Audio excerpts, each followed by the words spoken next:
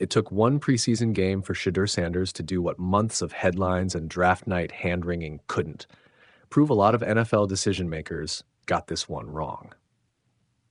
Sanders came into Friday night as the biggest storyline in a sleepy preseason slate, not because the Panthers or Browns are must-see TV, but because one player's presence made an otherwise forgettable matchup impossible to ignore.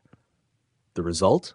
He finished 14 of 23 for 138 yards and 2 touchdowns, showed accuracy on throws that mattered, made a few rookie mistakes, naturally, and did it while operating with almost zero first-team practice reps.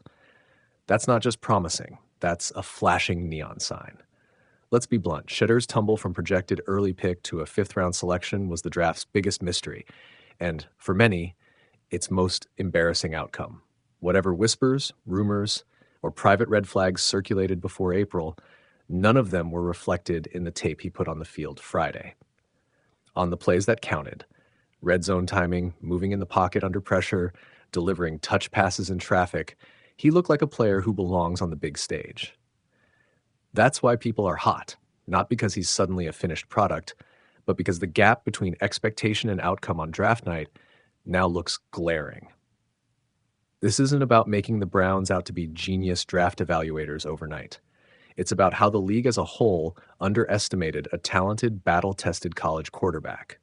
NFL teams passed repeatedly on a guy who'd produced at a high level in college and then seemed surprised when he handled a live situation like a pro. Preseason tape isn't destiny, but it's not meaningless either, especially coming from a rookie who'd barely seen the first team. Coaches notice. Fans notice. Opponents notice. What does this mean for Cleveland? At minimum, it complicates a crowded quarterback room. If Sanders keeps flashing like this in exhibition play, the Browns can't pretend he isn't a factor. They'll have to decide whether to accelerate his development, give him more meaningful reps, or risk watching another team fall in love with him during waivers or trade season.